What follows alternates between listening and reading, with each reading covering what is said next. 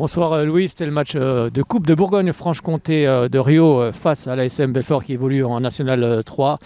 Une première période où vous vous faites surprendre d'entrée dès la 8e minute de jeu. En tout cas, vous restez dans la course. Vous revenez en seconde période. Il y a ce penalty un partout.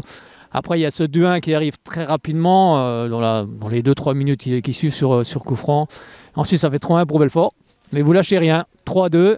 Bon, on en restera là. Vous quittez cette Coupe de Bourgogne-Franche-Comté. Quel est le regard justement sur cette partie ce soir? Plutôt positif. On sort de 3 matchs, on va dire, un petit peu plus compliqués sur le plan des résultats notamment. Même si on était déjà mieux dans le contenu sur le dernier match à Château-de-Joux, on était content déjà de pouvoir recevoir. Donc c'était plutôt une belle affiche, content de pouvoir jouer une 3. Les joueurs en parlaient entre eux en disant bon, ça a le sentiment presque d'un match de Coupe de France, donc tant mieux. Après, voilà, je pense qu'on est tombé contre meilleur que nous. On a essayé de lutter, d'avoir des bons arguments dans le jeu. Je pense surtout qu'on a manqué de confiance au départ, ce qui a certainement amené ce premier but. Parce que derrière, je pense qu'on a fait un petit peu plus jeu égal. Enfin, en tout cas, on a été davantage, on va dire, dans l'opposition qu'au départ, où je pense que Belfort a fait le plus gros du travail dans les 15 premières minutes notamment. Alors à 1-0 à la pause, justement, vous avez demandé quoi aux joueurs de mettre plus de pression. On a senti que vous aviez joué beaucoup plus haut justement lors de cette reprise. Tout à fait. Je pense déjà que défensivement, on était prudent, on était frileux. Le système adverse, l'animation qu'ils avaient nous posait pas mal de problèmes en première mi-temps, ce qui faisait que nos pistons notamment étaient assez bas. Donc voilà, ça a été un parti pris de leur dire on n'a rien à perdre. Gardons nos intentions de jeu en temps normal. Essayons d'aller chercher un petit peu plus haut. Je pense qu'eux se sont fait surprendre, ce qui nous a permis de revenir rapidement dans la course. Donc voilà, je pense qu'ils ont mieux réagi sur l'aspect défensif en deuxième mi-temps. Ils ont surtout pris conscience du fait qu'on était capable d'aller les chercher un peu plus haut, tout simplement. Alors c'est vrai que pour revenir sur cette saison, car vous évoluez en R2, vous êtes d'ailleurs leader de cette R2.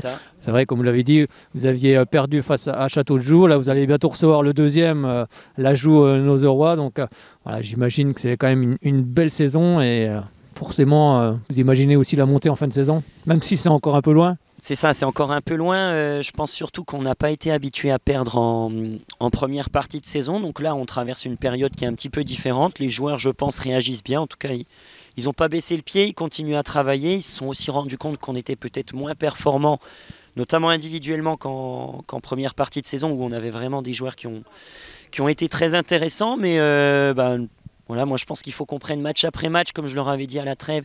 Parler de montée quand on a 10 points d'avance, c'est bien, mais quand il y en a encore plus de 30 à prendre, c'est la preuve que le championnat est encore très long. Il y avait 39 points à prendre à la trêve, on en a pris un pour le moment.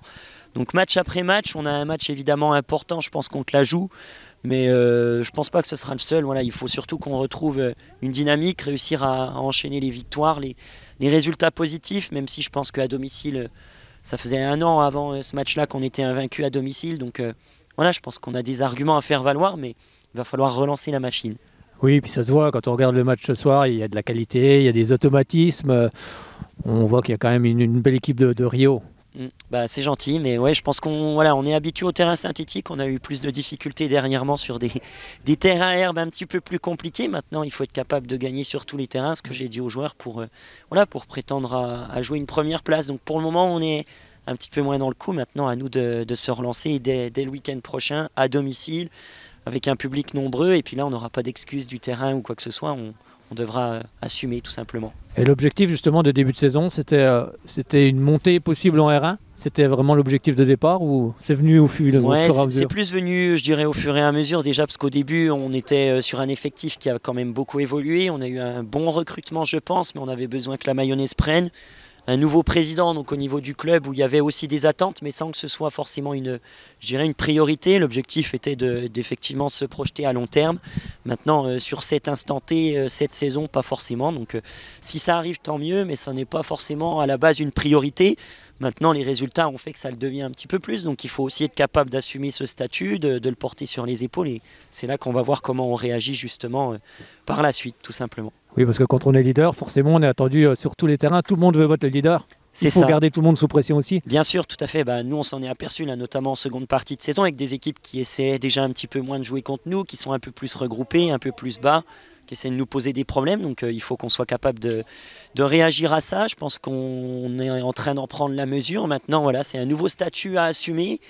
On est en train de se faire chasser. Les équipes ont envie de nous chasser actuellement. À nous de reprendre, je dirais, progressivement le dessus pour être meilleur, tout simplement.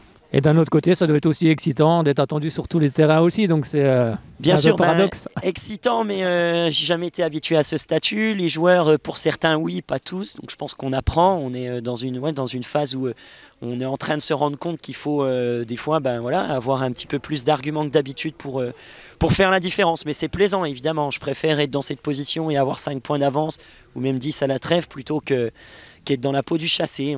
On a changé les rôles tout simplement. Et on apprend aussi avec ce genre de match ce soir face à des équipes qui évoluent de division plus haut aussi. Moi je trouve que c'est bien plus formateur que de jouer les matchs qu'on a pu jouer à l'extérieur sur des terrains plus compliqués. Maintenant, c'est pas forcément toujours la réalité, même si c'est formateur, parce que là on a joué une équipe qui a eu plus le ballon que nous, qui nous a mis en difficulté. En championnat, on est plutôt à l'inverse, on a beaucoup le ballon, on est sur des blocs bas. Là, Belfort avait plutôt tendance à venir nous chercher.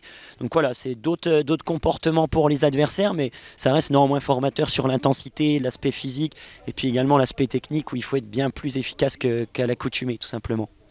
Merci beaucoup Louis, on vous souhaite la montée en R1 en fin de saison, en tous les cas pour cette équipe de Rio, et puis on vous souhaite une bonne fin de saison. Merci à vous, merci beaucoup.